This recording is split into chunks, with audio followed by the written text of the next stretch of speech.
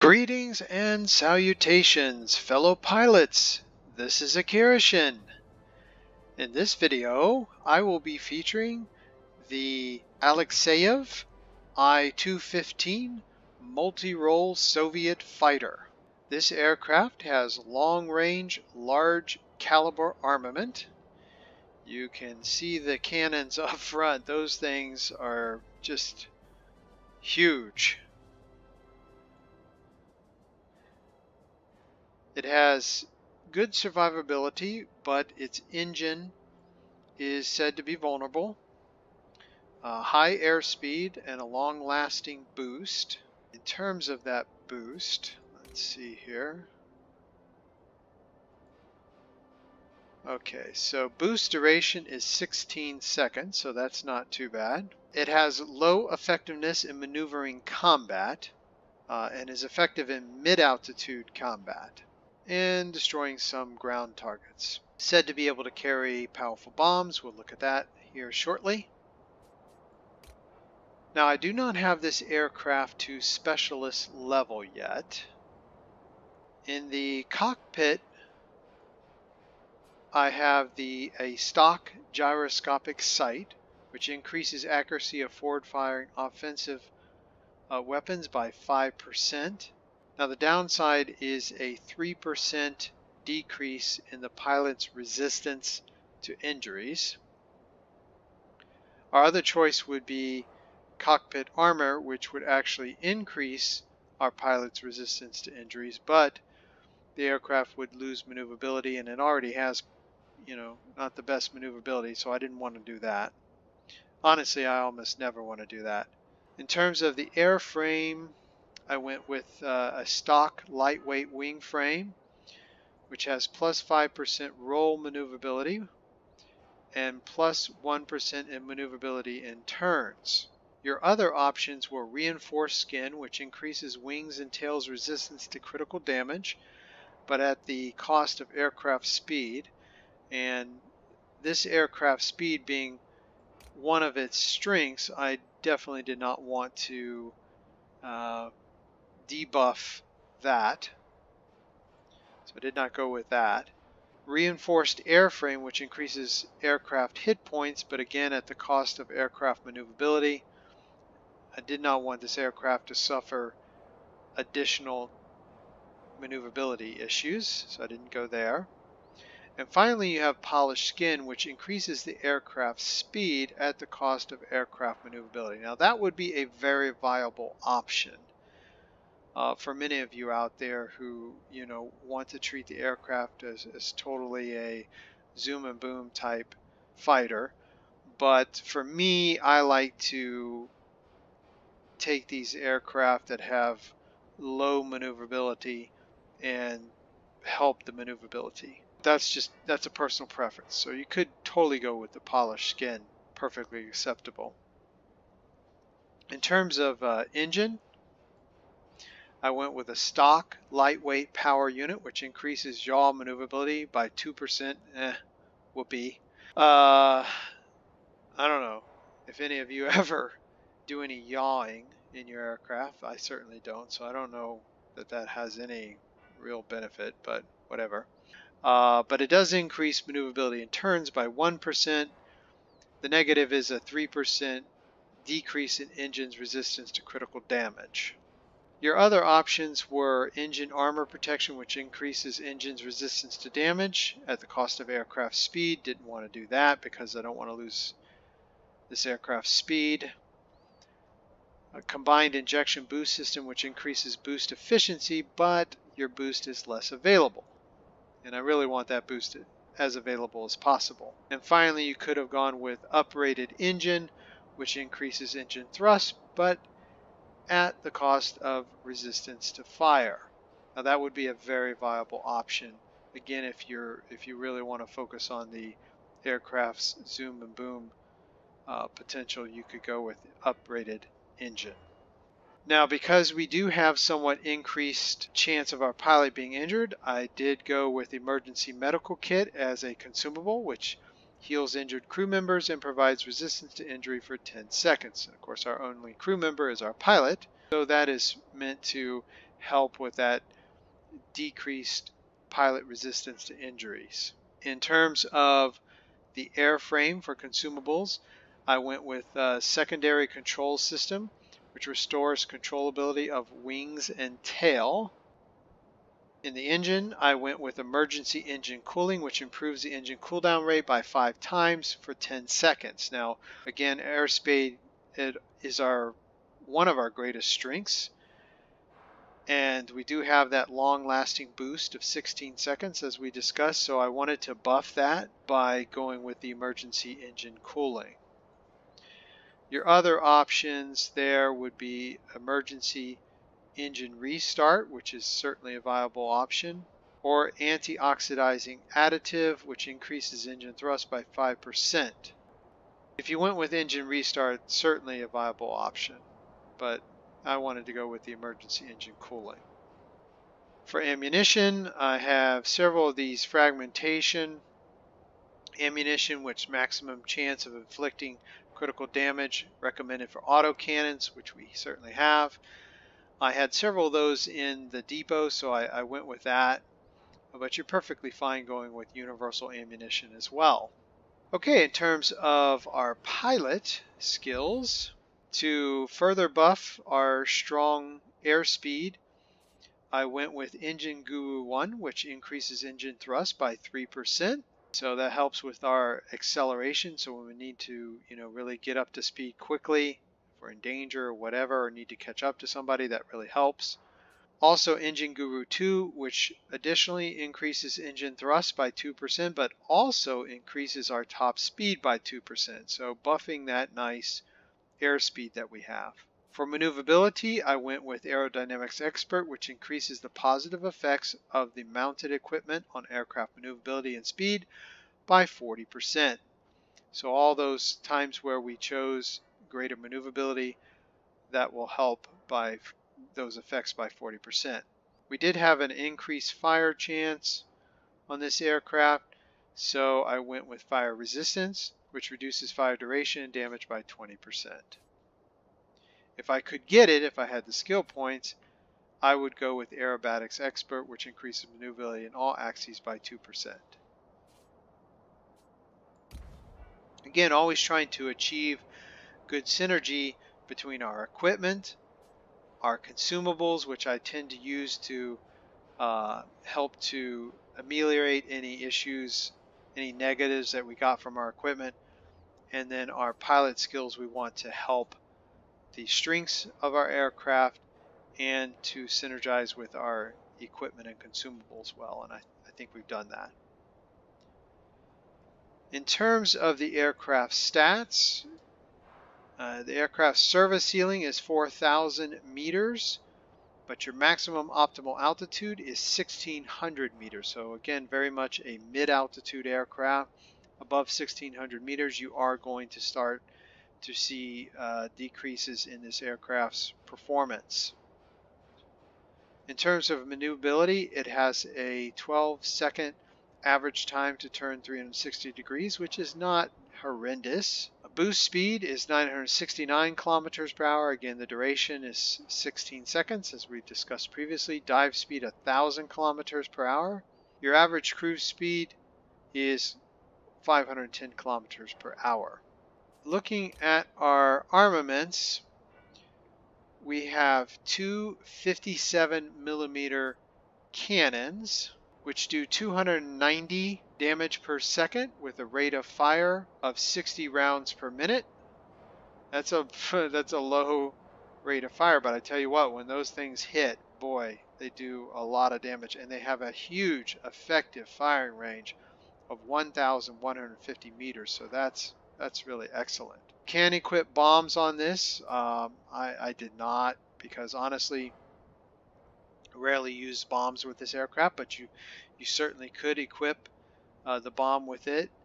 Cumulative damage for our forward firing weapons, 580 damage per second. If we were to equip our bomb, cumulative damage would be 10,400. Our stall speed is 250 kilometers per hour. So folks, that's really, really bad. 250 kilometers per hour. This aircraft will definitely stall easily. So just be mindful of that.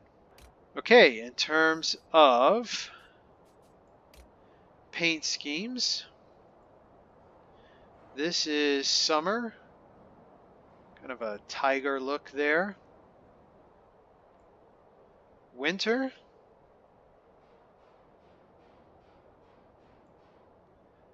Desert.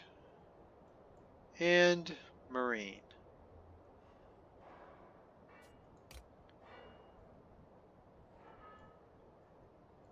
Okay, so that is my build for the I-215. So what we will do now is head into battle and see how this aircraft actually performs.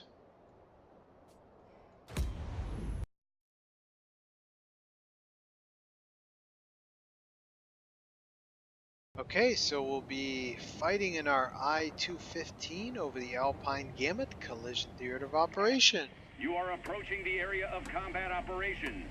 Be ready. We will head to the garrison here, and then on to the air base, and from there to the military base. All things going perfectly, of course.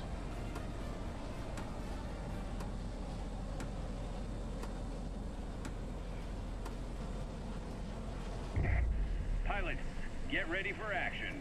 Alright, let's see how this beast does. It's got a 16-second boost.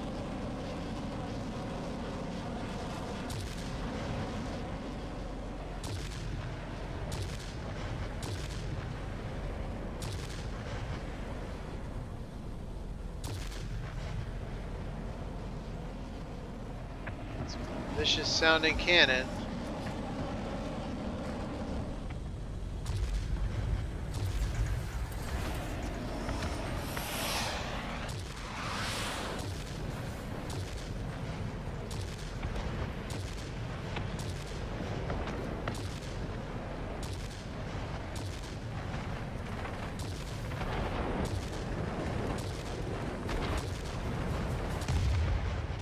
I can't hit shit with that thing. There we go. So I just need to zoom in more.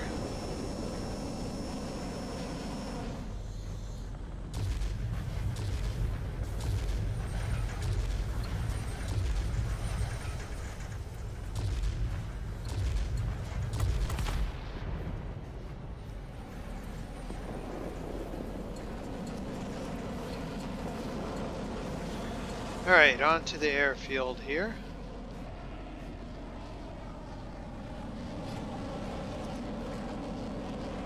We have over here F6FU.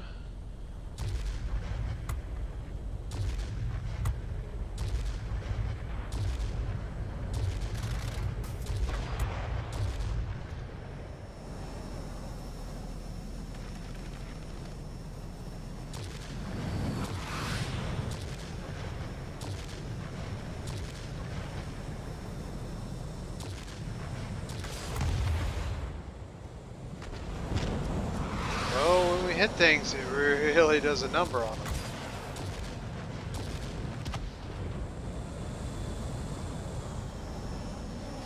That is for sure.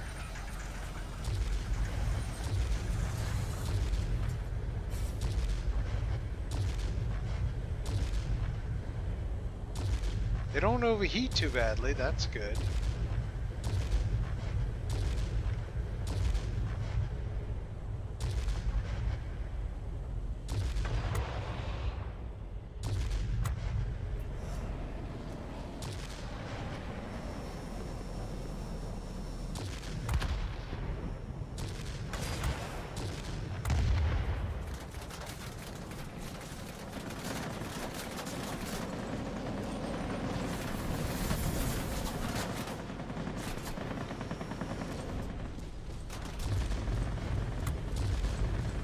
Seem like an ideal aircraft to take on this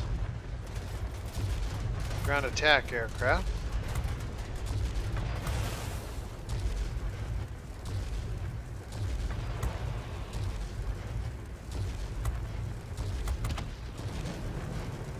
There we go.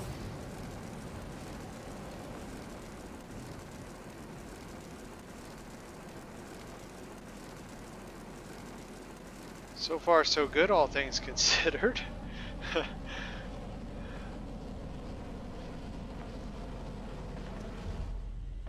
boy.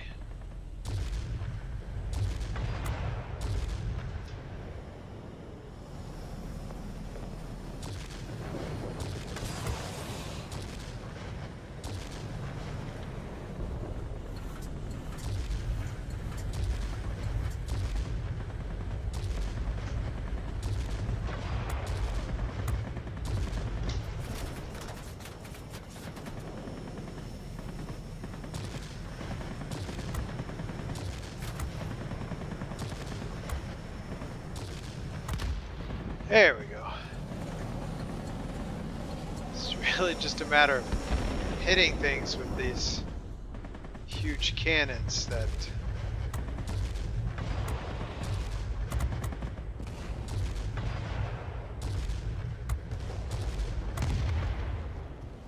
we can hit them, we can kill them, that's for sure.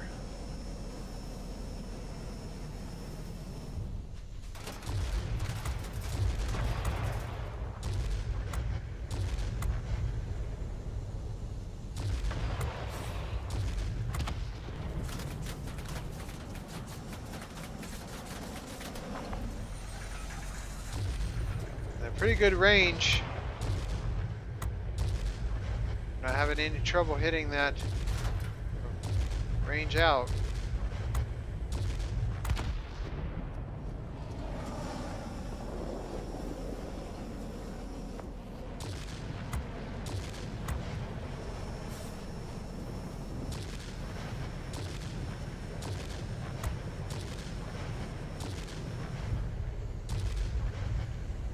Whoa.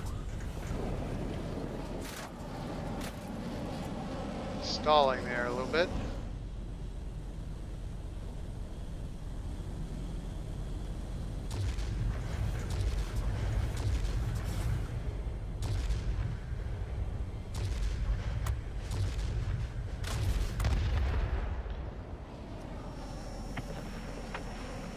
Yeah, don't go head on with these cannons.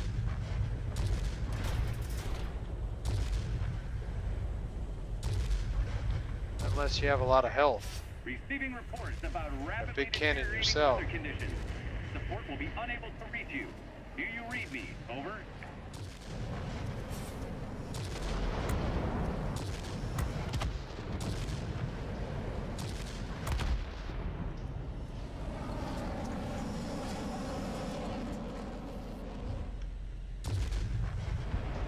We'll let him go, and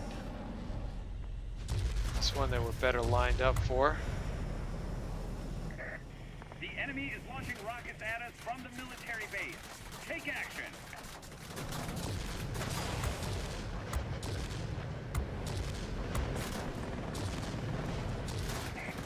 There's a heavy storm here. Unable to proceed. Return into base. Do you Whew. copy? That was close.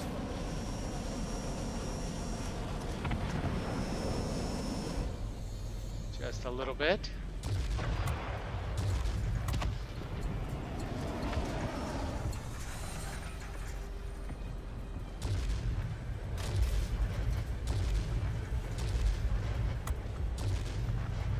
We're almost dead here.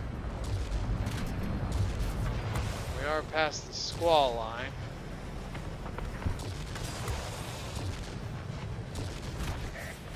Step it up. We're losing the battle. Alright, folks, well, that's it. I think we've done the best we can. 13,800 personal points. I don't really know that we could do much more than that.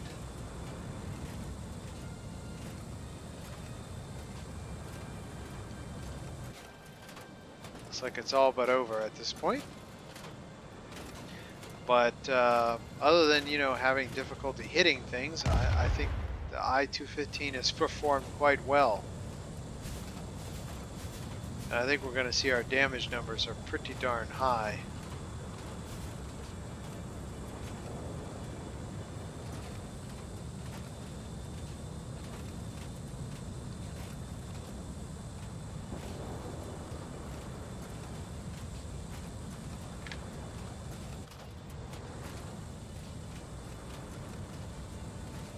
See what this I-215 does here. Not really firing.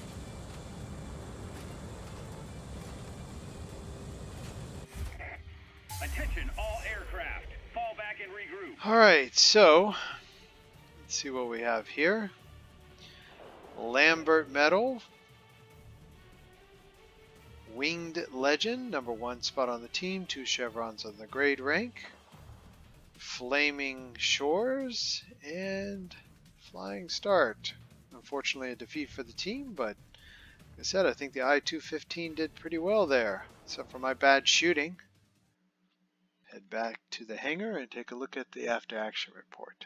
Okay, so 110,629 in currency, 3,088 in experience points, 154 in free experience points, and 2 tokens. 14 kills, 2 assists, 1 sector captured. Only killed once. Total battle duration was 9 minutes, 5 seconds. 14,650 in personal points. Even higher than the #1 on the winning team. So hard to say there that the I-215 didn't do quite well. Oh, and let's look at the damage numbers. Let's see here. Damage numbers, 12,274 in damage to aerial targets. That's pretty significant. Alright, so I hope that you have enjoyed this video of the I-215 Soviet multi-role fighter. And if you get an opportunity to fly it, I hope you have great success.